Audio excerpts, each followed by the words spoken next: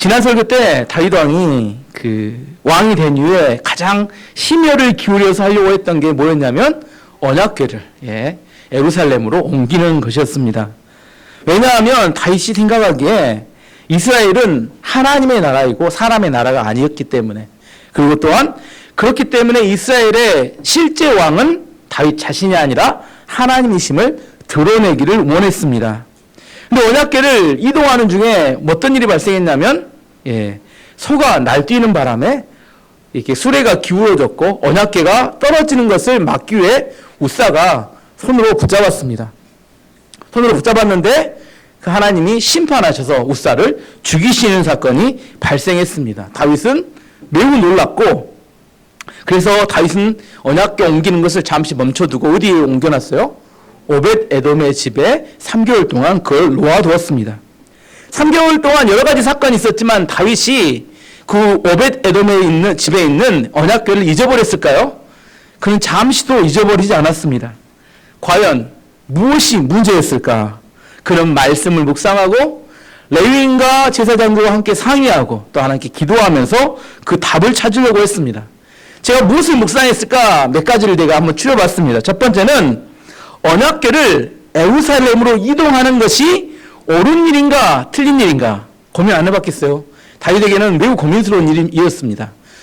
여러분 느끼지 못하셨겠지만 제가 한 가지 이야기 안 한 게 있는데, 그 당시에 모세가 만들었던 성막이 이스라엘 땅에 존재했습니다. 성막이.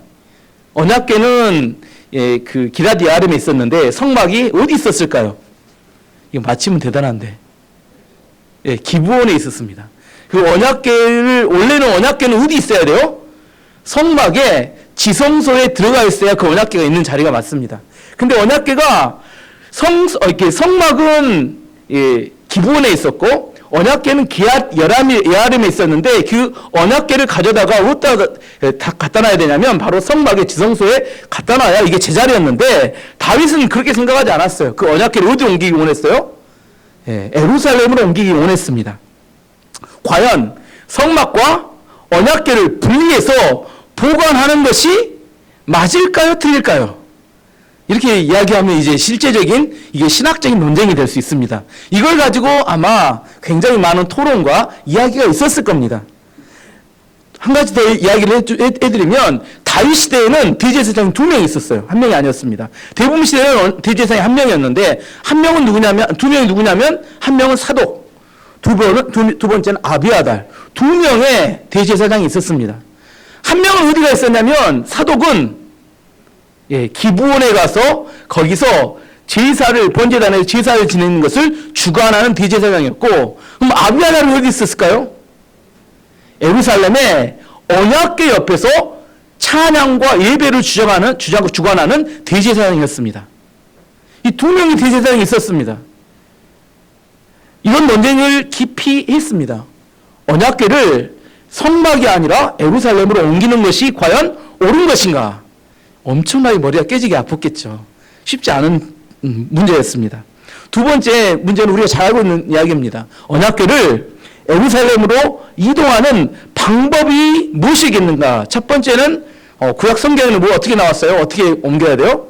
제사장들이 제사장이 아니죠. 고앗 자손이, 레인 중에 고앗 자손들이 어깨에 매서 옮기도록 돼 있었는데, 그러면 블레셋이 새 수레에다가 옮길 때 왜 하나님은 침묵하고 있었을까?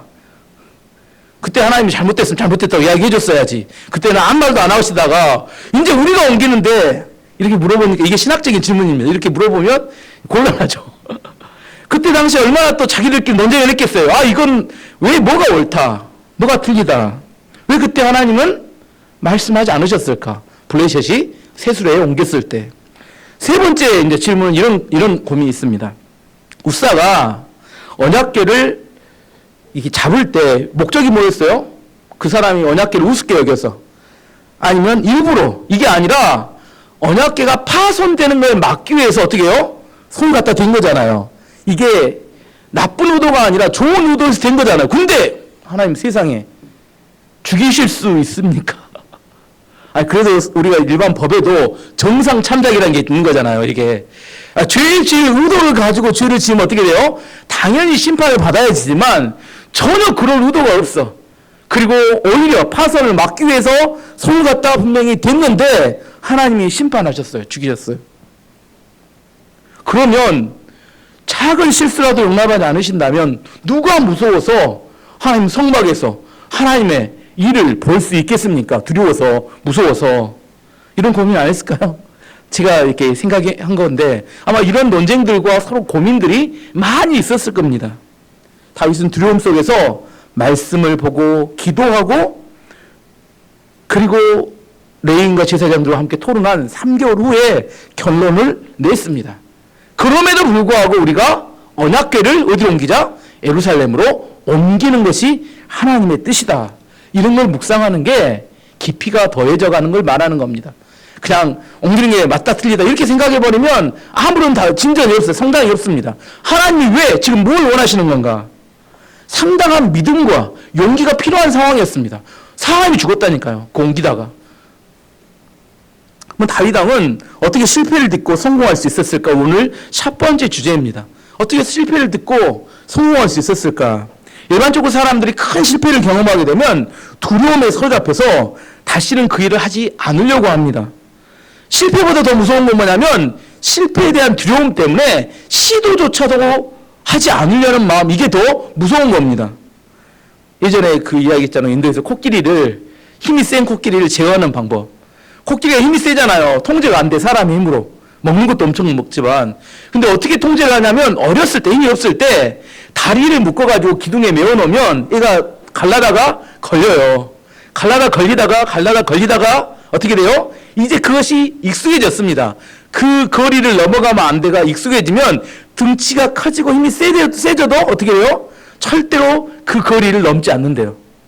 코끼리를 길들이려면 어렸을 때 어떻게 해요? 실패의 경험을 쌓이게 하면 포기하게 만드는 것이 코끼리를 길들이는 방법입니다. 제가 요즘 최근에 그 유튜브로 자주 보는 영상이 필리핀 이민 간 사람들이 어떻게 살아가는가, 어떻게 나와서 자꾸 이야기를 하더라고요. 또 한 번 보면 또 계속 올라오니까 그걸 계속 보는데 그 사람이 이런 이야기를 해요. 필리핀 사람들 보면 세계에서 정말 빈국 중에 빈국인데 대부분 일반 노동자들이 한 달 평균 25만 원 정도 번다고 합니다. 월급이. 공무원들이 그 정도 된대요.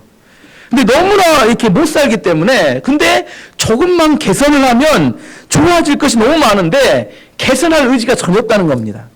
한국 사람은 거기 갖다 놓으면 바로 이렇게 고치고 수정할 텐데 그 사람들은 전혀 그럴 의지가 전혀 없다는 겁니다. 그래서 그런 이야기를 해요. 그 사람들은 이게 변화의 의지가 전혀 없는 것이 그들이 발전하지 못하는 큰 이유가 된다. 근데 그 다음에는 이런 이야기를 합니다. 한국 사람 중에서 필리핀 가서 사업을 실패하거나 도박을 해가지고 전체 다 말아먹은 사람 중에 시간이 지나면서 점점 필리핀 사람과 똑같이 변화되어가는 사람들이 있다는 겁니다. 현지화 돼버린대요.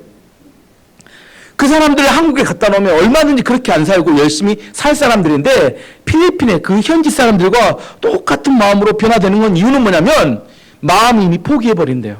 이제 더 이상 한국 사람처럼 그렇게 변화를 추구하지 않고 그냥 이렇게 그대로 살아가게 된다는 겁니다. 패배의식이 그들의 정신을 지배하게 될 때 거기에 익숙해지면 그들이 어떻게 하냐면 한국 사람인데 온 여행객들을 사기쳐가지고 먹고 살아가면서 필리핀 사람처럼 살아가는 한국인들이 필리핀에 가면 많다는 겁니다. 어떻게 해버린 거예요?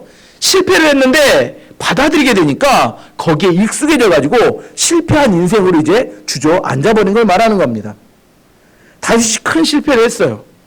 다윗이 어떻게 일어설 수 있는지 이것을 살펴봄을 통해서 우리가 실패해서 일어나는 비결을 배울 수 있습니다.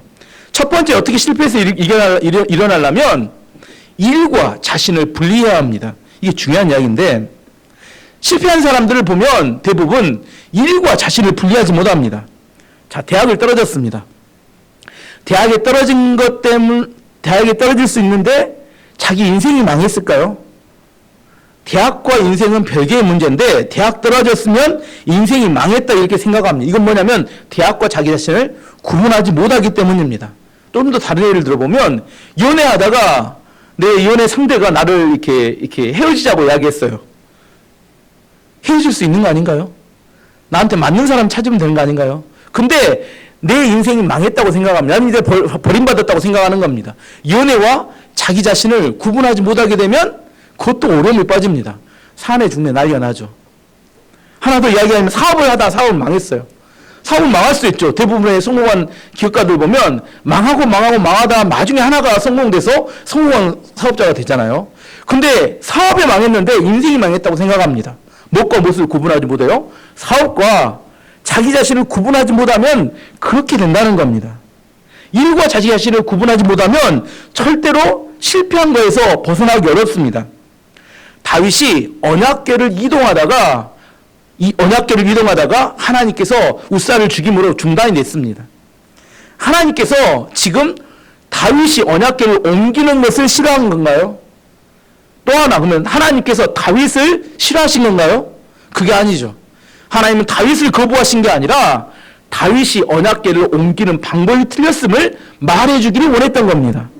다윗이 3개월 동안 그가 묵상하고 말씀 보는 중에 깨달은 게 뭐냐면 하나님은 자기 자신을 거부한 게 아니라 언약궤를 옮기는 방법이 잘못되었음을 말씀하고 있다는 사실을 깨달은 겁니다. 이걸 깨달으면 어떻게 할 수 있어요? 다시 언약궤를 옮기는 것을 시도할 수 있게 됩니다. 만약 하나님이 나를 거부했다 이렇게 생각하면 어떻게 해요? 에이씨 이제 다 이것도 저것도 다 싫어.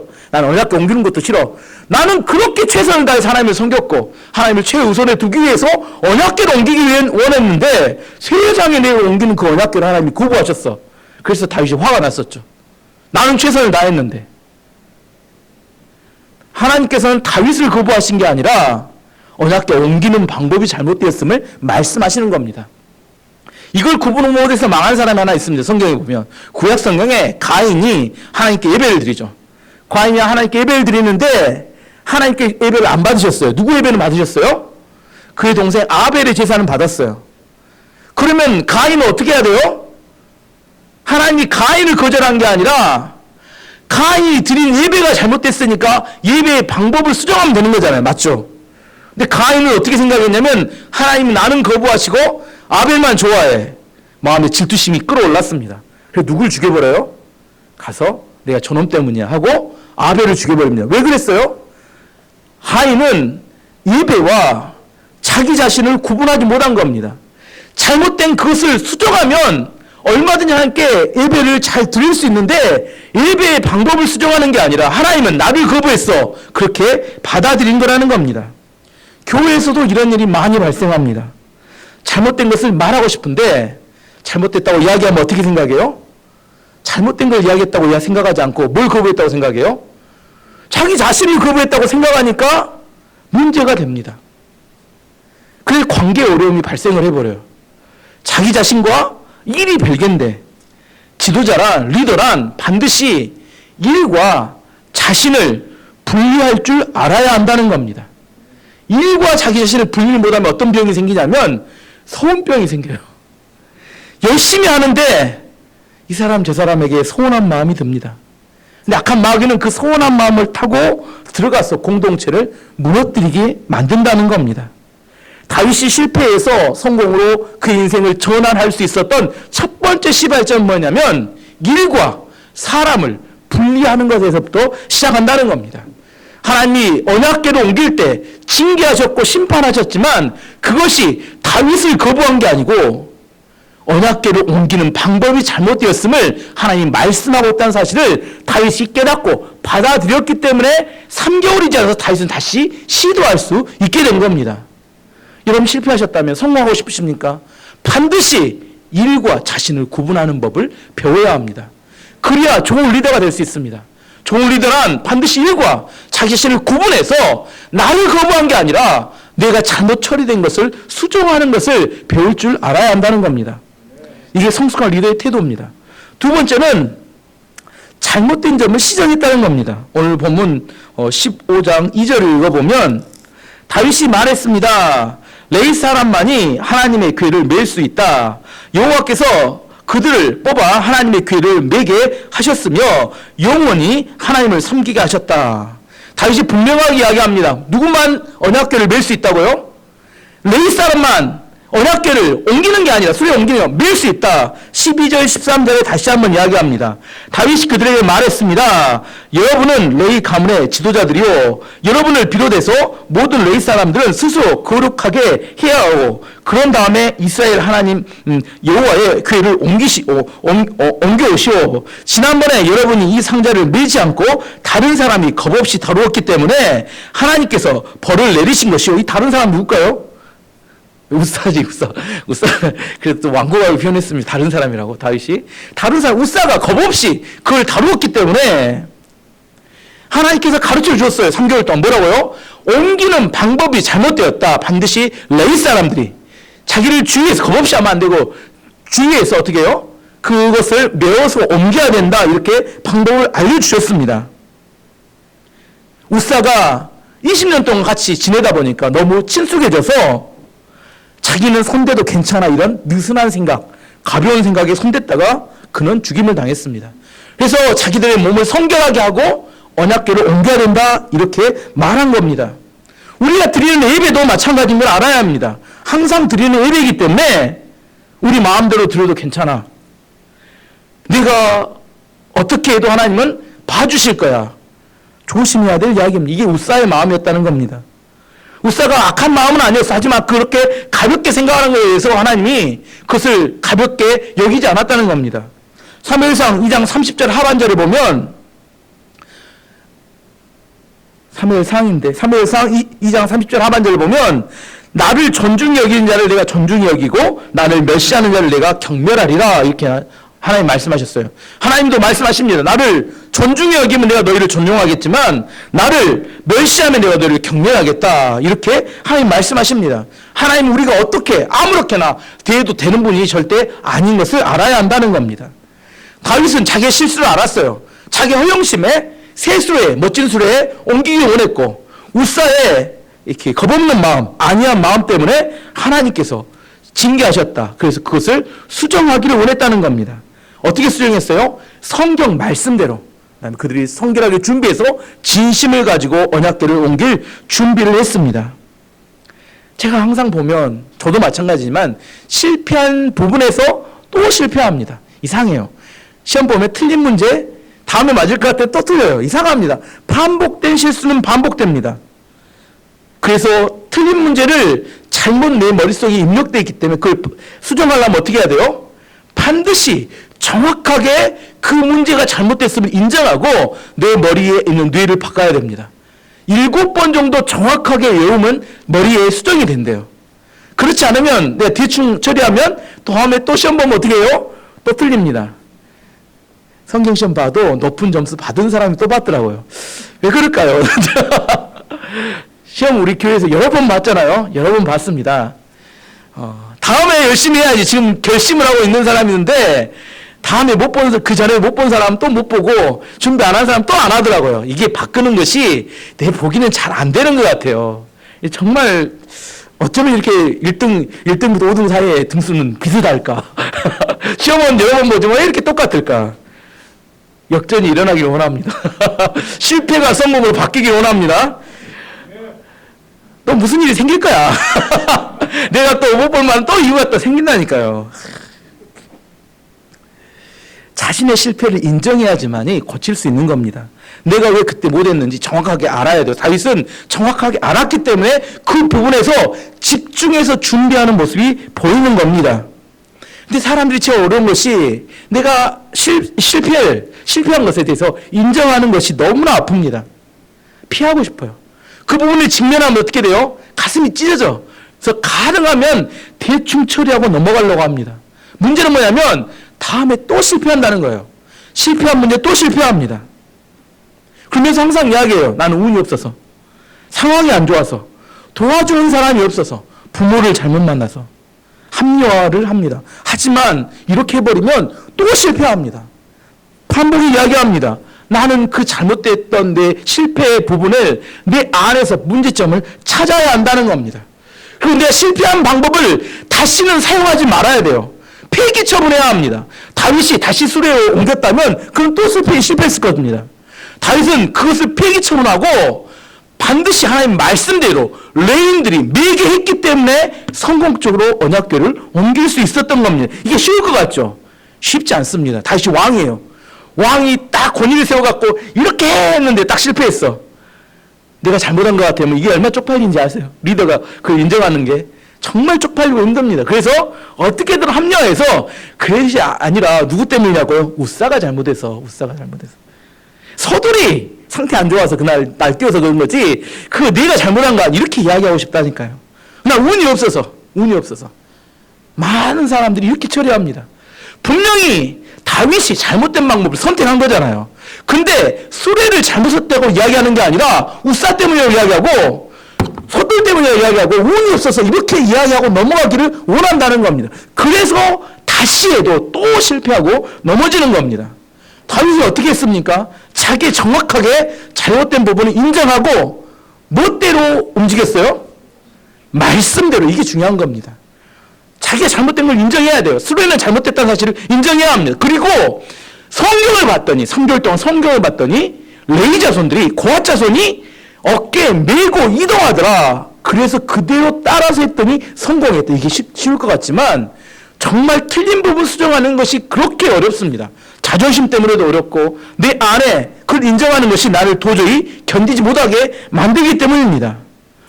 실패하는 방법이 실패를 거듭한다면 반드시 이야기합니다. 말씀드립니다. 이제 실패를 멈춰야 합니다. 여러분 멈추셔야 합니다. 실패한 방법을 다시 붙들면 안 됩니다. 또 넘어진 방법 또 넘어집니다. 자기 실수를 인정해야 합니다. 그리고 멈추고 하나님의 말씀이 뭐라고 말하는지를 들여다봐야 합니다. 그 말씀 그대로 따라서 순종할 때 실패에서 성공으로 인생이 바뀌게 되는 겁니다. 말은 쉽죠. 실패를 수정하자. 실제 상황이 되면 이렇게 가는 건 정말 어렵습니다. 실패한 사람이 성공으로 돌아서는 건 어려워요. 하지만 이 과정을 거쳐야 합니다. 세 번째, 다윗이 첫 번째는 일과 사람을 분리하는 거, 두 번째는 잘못된 실수를 인정하고 수정하는 거고, 세 번째는 취약한 부분을 보강해야 합니다. 다윗이 뭘 보강했냐면 16절 17절에 나옵니다. 다윗이 레위 사람의 지도자들에게 명령하여 그들의 형제를 노래하는 사람으로 세웠습니다. 비파와 수금을 타고 제금을 울리면서 기쁜 노래를 부르도록 했습니다. 레위 사람들은 헤만과 그의 친척인 아삭과 에단을 세웠습니다. 다윗이 3개월 동안 말씀을 읽고 묵상하던 중에 깨달은 게 있어요. 하나님이 뭘 좋아하시더라? 찬양을 좋아하시더라. 그래서 뭘 새롭게 한 번도 없었던 찬양대를 새로 조직하게 되었습니다. 지도자는 3명이었어요. 대표 지도자는 뭐예요? 헤만은 전에 설교했습니다. 헤만은 이렇게 누구였죠? 사무엘의 손자 헤만. 두 번째 우쪽에는 아삽, 좌측에는 에단, 여두둔. 이 3명의 지도자를 세우고 그 다음에는 뭘 세우냐면 노래하는 찬양대를 뒤에 세우고 그 다음에는 악기를 다루는 사람. 악기는 4가지 종류였습니다. 악기는 4가지 종류였는데 한번 19절부터 읽어보면 어떤 악기가 나오냐면 19절에 보면 노래하는 사람 헤만과 아삭과 에단은 노수로 만든 제금을 연주했습니다. 제금 나옵니다. 오늘 이렇게 사진도 준비했습니다. 제금이 뭔가. 제금이 뭐냐면 심벌지 같은 겁니다. 이렇게 손으로 했고 꽝! 이게 심벌지 든 사람이 뭐라고요 지금? 지도자라니까요. 찬양 리더 우리나라는 지금 이렇게 기타 치잖아요. 근데 그 당시는 기타 친 게 아니라 이거 심벌지 들고 이스라엘 찬양대 보면 딱 그 중에서 리더를 찾아서 뭘 찾으면 돼요? 심벌지 든 사람이 여기 심벌지로 그 당시는 그 음향 시설이 안 됐으니까 전체가 다 시작과 끝을 모르잖아요. 짱 치면 노래 시작인갑다 이게 뭐 이렇게 이번 반복하면 이렇게 적게 내든지 어떻게든 이렇게 심벌지를 친 사람이 리더입니다. 아시겠죠? 그 다음에 20절 보면 스가라와 아시엘과 스미라목과 여이엘과 운니와 엘리압과 마세와 분야야는 높은 음으로 비파를 탔습니다. 비파가 나오는 비파 오늘 사진 준비해서 비파. 저게 비파입니다. 비파의 특징이 뭐냐면 높은 음이 난대요. 요즘 말하면 제 생각에는 일렉기타 같아요. 높은 음이 나는 현악기. 그래서 저게 비파입니다.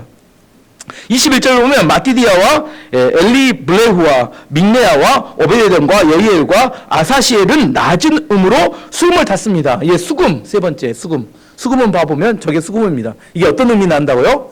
낮은 음. 요즘 말하면 뭘까요? 우리 신우성도 하는 베이스. 베이스. 그리고 하나 더 악기가 나오는데 24절을 보면 제사장은 스바냐와 요사박과 느다넬과 아미세와 스가랴와 분하야와 엘리에셀은 하나님의 궤 앞에서 나팔을 부는 일을 맡았습니다. 나팔은 누가 부냐면 제사장이 불었습니다. 언약궤 앞에서 제사장들은 나팔을 불고 제금과 수금과 비파와 수금을 타가지고 그때 악기팀이 구성이 되었더라. 언제요? 최초 다윗이 언약궤를 만들 때 만든 겁니다. 다윗은 지금 뭘 이야기하고 싶냐면 실패를 통해서도 성장하는 사람이었다는 걸 말하는 겁니다. 우리 인생에 실패가 반드시 나쁜 것만은 아닙니다. 실패 속에서 진짜 자신의 모습과 자신의 실력을 깨달을 수 있게 됩니다. 하지만 자기 연약한 점을 그 실패를 통하여 보강하게 된다면 더욱 성숙한 사람으로 밝힐 수 있습니다. 실패는 우리 좋은 교육의 기회입니다. 내가 실패했습니다. 실패했을 때 아픔을 안고 내가 실패했기 때문에 너무 아프다, 힘들다 이렇게만 느낄 게 아니라 실패를 통하여 자기 자신을 돌아보고 내가 무엇을 보강해야 이 다음으로 넘어갈 수 있을까, 내가 성장할 수 있을까를 알아야 한다는 겁니다. 우리 인생에 버릴 것은 없습니다. 실패했을 때 승리하면 하나님께 영광을 돌리면 되고 실패하면 자신의 부족한 점을 메우면 됩니다. 이 다음에 성공하면 되니까. 시편 119편 71절이 이렇게 말합니다. 고난 당한 것이 내게 유익이라 이로 말미암아 내가 주의 율례를 배우게 되었나이다. 고난으로 인하여 내가 실패했지만 그것이 나에게 나의 하나님의 말씀을 배우게 되었다. 이게 다윗이 실패했을 때 세 번째 그가 자기 자신의 연약한 점을 보강했는 찬양대를 만들었다는 겁니다. 마지막 네 번째, 이게 가장 중요합니다. 하나님의 도움을 구하였다. 언약궤를 옮길 때 결정적인 한 가지 놀라운 것이 있었는데 그건 26절에 나옵니다. 26절을 보면 하나님께서 여호와의 언약궤를 메는 레위 사람들을 도우셨습니다. 언약궤를 옮길 때 누가 도우셨다고요? 누가 도우셨어요? 저는 여기 생각해봤습니다. 다윗이 얼마나 많은 사람들을 준비해서 얼마나 심혈을 기울여서 준비했는데 그 언약궤 하나 옮기는 거 누구나 옮길 수 있는 거 아닌가? 근데 여기에 하나님의 도움까지 필요할까? 제가 생각할 때 여기 하나님의 도움까지 필요할까? 아니면 하나님의 도움이 없으면 못 옮기는 것이었을까? 여러분 어떻게 생각하세요? 오늘 예배 한번 드리는데 맨날 드리는 예배인데 우리끼리 드려도 되는 거 아닌가요? 하나님의 도우심이 예배에 필요한가요? 언약궤 하나 옮기는데도 하나님 도움이 없이는 옮길 수 없다는 사실을 알아야 합니다. 이게 겸손한 사람이라는 겁니다. 하나님이 도우셔서 언약궤가 옮겨질 수 있었다. 성경 그렇게 이야기합니다. 아무리 준비를 많이 해도 하나님이 돕지 않으면 막으시면 그것이 막히게 됩니다. 사업을 하는 분들이나 사역을 하는 분들은 반드시 하나님의 도우심을 통하여 일하는 법을 배워야 합니다. 그래서 저는 이야기하면 항상 일은 하는 게 아니라 되는 것이다. 뭐라고요? 일은 하는 게 아닙니다. 되어져 가야 되는 겁니다. 내 힘으로 하는 게 아니라 하나님의 도우심으로 일이 되네. 이 느낌을 알아야 돼요. 내 힘으로 내 발버둥 치는 게 아니라 이 술술 되어가는 것이 내가 느껴질 때 지금 하나님이 일하시고 계시구나. 이걸 깨달을 수 있게 되는 겁니다. 그래서 우리는 일하기 전에 마지막 활용점적으로 뭐 하냐면 하나님의 도움을 구하는 기도를 해야 되는 겁니다. 일이 다 돼가는 것 같아요. 근데 막판에 한번 탁 뒤집어져 버리는 경우가 있어요. 너무 가슴이 아픈데 왜 그랬을까? 하나님의 도우심이 없었기 때문에. 다 돼가는 거야. 우리 일상의 삶을 보면 대부분이 잘 안 됩니다. 여러분 아실지 모르겠지만 우리가 살아가는 대부분의 삶은 되는 일보다 안 되는 일이 대부분이에요. 근데 이상하게 내 생각대로 되는 일이 언제 한 번씩 있어요. 그때가 뭐 하는 거예요? 그때가 하나님 도우실 때라니까요. 여러분 코로나 때문에 얼마나 어렵습니까? 코로나가 있는데 일이 되는 사람도 된다니까요. 하나님이 도우시면 돼요. 우리 인생 가운데 언제 하나님의 도우심을 경험하냐면 하나님이 일이 되게 하실 때. 시편 121편 1절에 8절에 시편 기자가 이렇게 고백합니다. 내가 산을 향하여 눈을 들리라. 나의 도움이 어디서 올까? 나의 도움은 천지를 지으신 여호와에게서로다. 여호와께서 너를 실족하지 아니하게 하시며 너를 지키시는 이가 졸지도 아니하시리로다. 이스라엘을 지키는 이는 졸지도 아니하시고 주무시도 아니하시리로다. 여호와는 너를 지키시는 이시라. 여호와께서 내 오른쪽에서 내 그늘이 되시나니 낮에 해가 너를 상하게 하지 아니하며 밤의 달도 너를 해치지 아니하리로다. 여호와께서 너를 지켜 모든 환난을 면하게 하시며 또 내 영혼을 지키시리로다. 여호와께서 내 출입을 지금부터 영혼까지 지키시리로다. 우린 자도 누가 지키신다고요? 졸지도 주무시도 안 하시는 하나님이 지키셔야지만이 그 일이 되는 겁니다. 우리 힘으로 되는 게 아니라니까요. 다 돼가다가 마지막에 한 판에 뒤집어져 버린 수가 있어요. 이게 어렵습니다. 우리 인생 가운데 너무너무 이렇게 다 될 것 같은 보이는데 지금도 마찬가지입니다. 어느 순간 우리 사업장에 코로나 한 방이면 다 끝나버립니다. 잘 돼가는 것 같아요.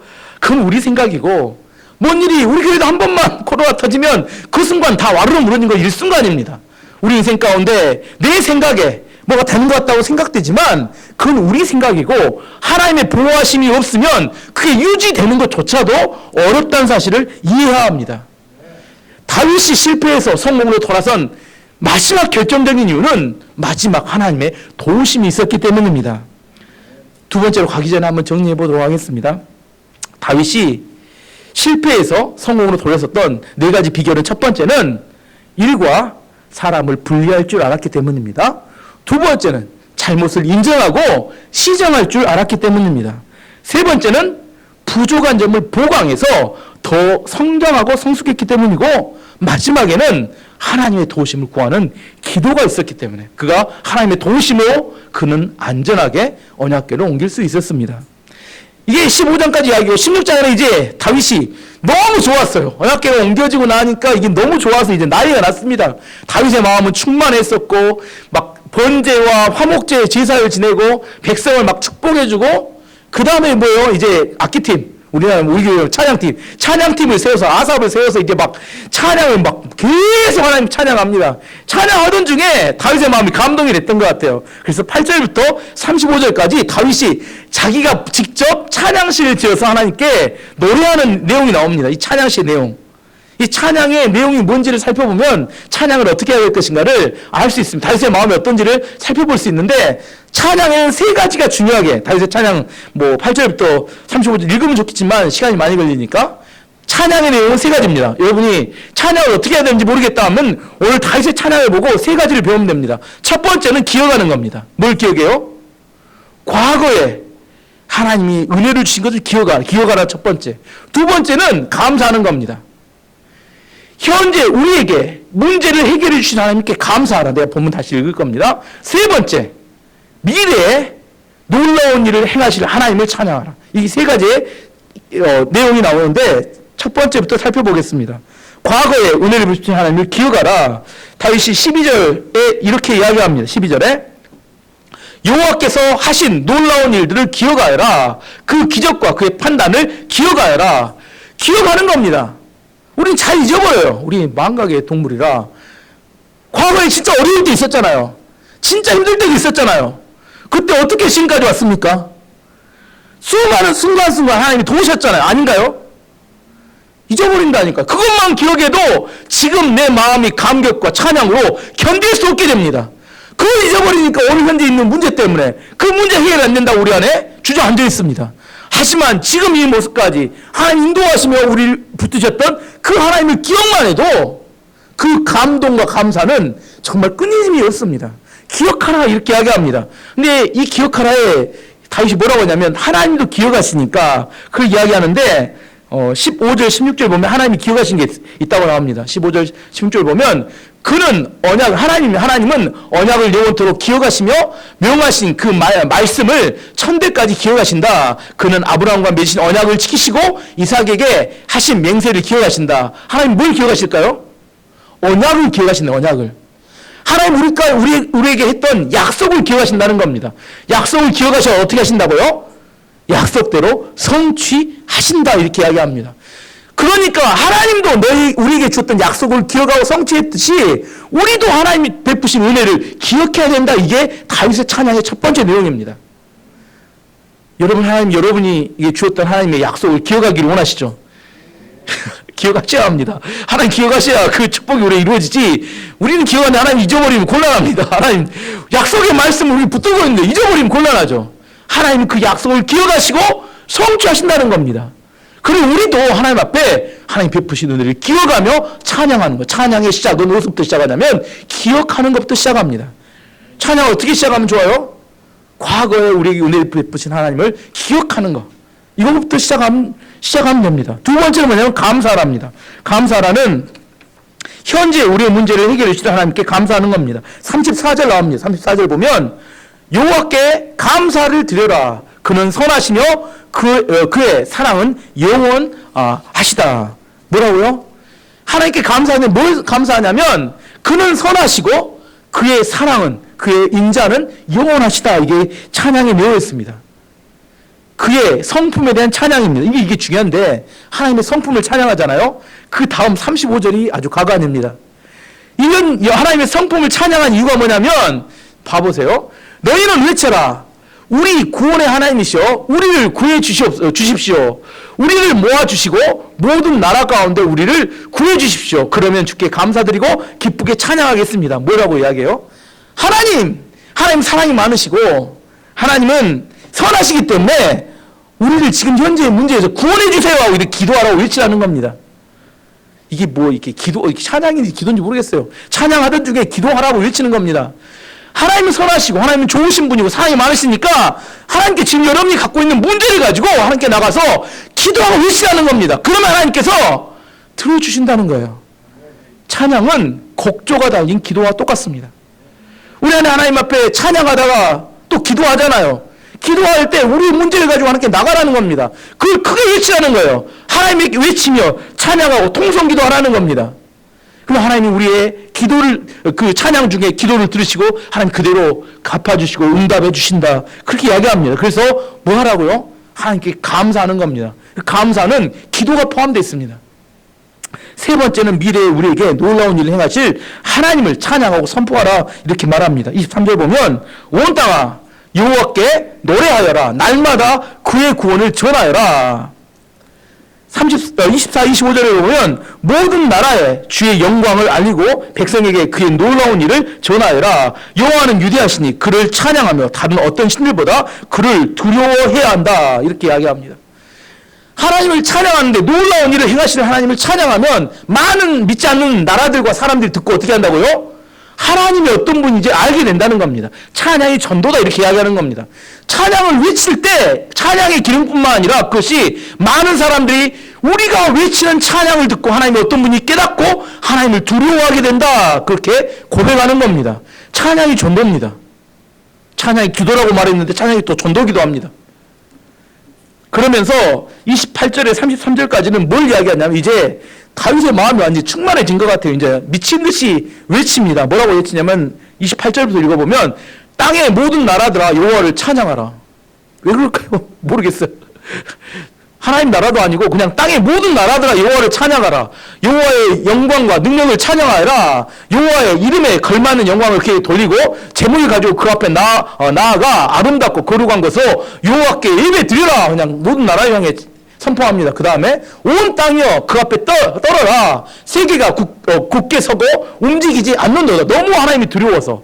그 다음에 하늘아 기뻐하고 땅들아 즐거워하라. 모든 나라들 가운데 여호와는 왕이시다라고 외치라. 하늘 향해 외칩니다. 바다와 거기에 가득 찬 모든 것들아 외치라. 들과 그 안에 있는 모든 것들아 기뻐하여라. 주께서 세계를 심판하러 오시다니 숲의 나무도 여호와 앞에 즐거이 노래할 것이다. 지금 뭔 말이냐면 다윗의 마음이 막 너무 감격이 되니까 하늘과 바다와 땅아 뭐 숲과 나무들아 모두 다 너는 다 뭐하라? 니네는 사명을 받았다는 겁니다. 뭐하는 사명? 하나님을 찬양하는 사명. 그것 때문에 너희가 지어졌다 이렇게 선포하는 겁니다. 사실은 누구 마음이에요? 다윗 마음입니다. 다윗. 그래서 막 명령하는 겁니다. 이게 기타한테 뭐라고요? 기타야 하나님을 찬양해라. 이렇게 명령하는 겁니다. 야 여기 있는 이렇게 신디 오늘 아무도 안 쳤는데 신디야 하나님을 찬양해라. 놀지 말고 엎어져 있지 말고 일어나서 찬양해라. 몸으로 찬양해라. 모든 백성들을 찬양해라. 산의 나무들도 바다의 물고기들도 다 하나님을 찬양해라. 왜? 그렇게 하나님이 위대하시고 크신 하나님이니까 이게 지금 다윗의 마음이었고 다윗은 그 하나님으로 인하여 견디지 못하는 겁니다. 저는 우리 교회에 이런 예배가 회복되기를 원합니다.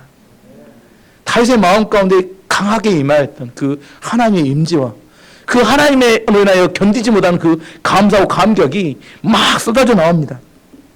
그리고 나서 마지막으로 누구에게 명령하냐면 이스라엘 백성들 향해 명령합니다. 36절을 보면 영원히 여호와 이스라엘의 하나님을 찬양하여라 하고 이스라엘 백성들에 명령하니까 이스라엘 백성들이 뭐라고 하냐면 그러자 모든 백성이 아멘을 외치면서 여호와를 찬양했습니다. 다윗의 마음 가운데 있었던 뜨거운 하나님에 대한 찬양하고 대한 열정이 이스라엘 모든 백성들에게 아멘으로 하다며 찬양을 하게 됩니다. 그리고 마지막에 이런 찬양이 있고 난 다음에 모든 백성들이 이제 집으로 돌아가는 장면이 나오는데 43절을 보면 그 뒤에 모든 백성이 자기 집으로 돌아갔습니다. 다윗도 자기 가족에게 복을 빌어주려고 집으로 돌아갔습니다. 예배의 마지막은 뭐냐면 43절입니다. 예배를 드리고 너무 충만해서 놀러 갔더라 이렇게 한 게 아니라 어디로 갔어요? 집으로 왜 갔어요? 예, 축복하려고, 복을 빌어주려고. 이게 예배의 마지막입니다. 은혜를 너무 받았어요. 은혜를 받았는데 교회 문 나서면서 잊어버리면 안 됩니다. 집에 가서 뭐 해야 돼요? 아버지들, 어머니들은 반드시 자녀들과 가족들에게 복을 빌어주는, 내가 받았던 은혜를 그들에게 흘러보내준 것이 예배의 마지막이라는 겁니다. 교회에서 받았던 모든 축복과 은혜를 가정에 돌아가서 축복과 은혜로 흘러보내주는 것. 이것이 마지막 예배의 모습이고 최종적인 우리 예배의 목적이기도 합니다. 다윗 안에 있었던 하나님에 대한 찬양하고자 하는 그 열정과 마음이 이스라엘 백성들이 흘러가게 됐고 이스라엘 백성들이 이제 그 마음을 가지고 가정으로 돌아가서 이제 자기 가족들을 축복함을 통하여 온 이스라엘에 하나님의 임재와 축복이 가득하게 되었더라. 이게 바로 이스라엘 다윗을 통해서 드려졌던 예배의 한 장면을 제가 여러분에게 설명드린 겁니다. 지금 언약궤가 성공적 이전에 왔었고 그걸 통하여 다윗이 하나님께 예배를 드리는데 어떤 마음으로 예배를 드리는지 여러분 주일날 예배를 드리러 올 때마다 여러분에게 명령하셔야 합니다. 내 영혼아 여호와를 찬양할지어다. 힘 하나도 없이 메가리 없이 실패하고 이렇게 다 포기하고 너덜너덜해져갖고 이렇게 와가지고 하나님 마음대로 하세요. 잡아 드시든지 마시든지 이렇게 해서 뭐 하나님 기뻐하시겠어요? 그런 자세로 와갖고 이렇게 다 너덜너덜해져가지고 물론 안 온 것보다 낫죠. 하지만 하나님의 올 때 어떤 마음으로 와야 돼요? 자기 영혼에 명령하고 와야 합니다. 내 영혼아 여호와를 찬양할지어다. 그리고 와서 여러분 전심을 다하여 온 몸을 다하여 하나님께 찬양하는 것, 그건 하나님이 기뻐 받으시는 예배라는 겁니다. 하나님이 가인의 예배를 받지 않으셨어요. 깨달아야 합니다. 하나님이 받으시는 예배가 있고 받지 않으시는 예배가 있다는 사실을. 우리의 마음을 다해서 잘못된 예배에 대해서 지적하면 그 잘못된 예배를 수정하는 것, 이것이 성공하는 비결이라는 겁니다.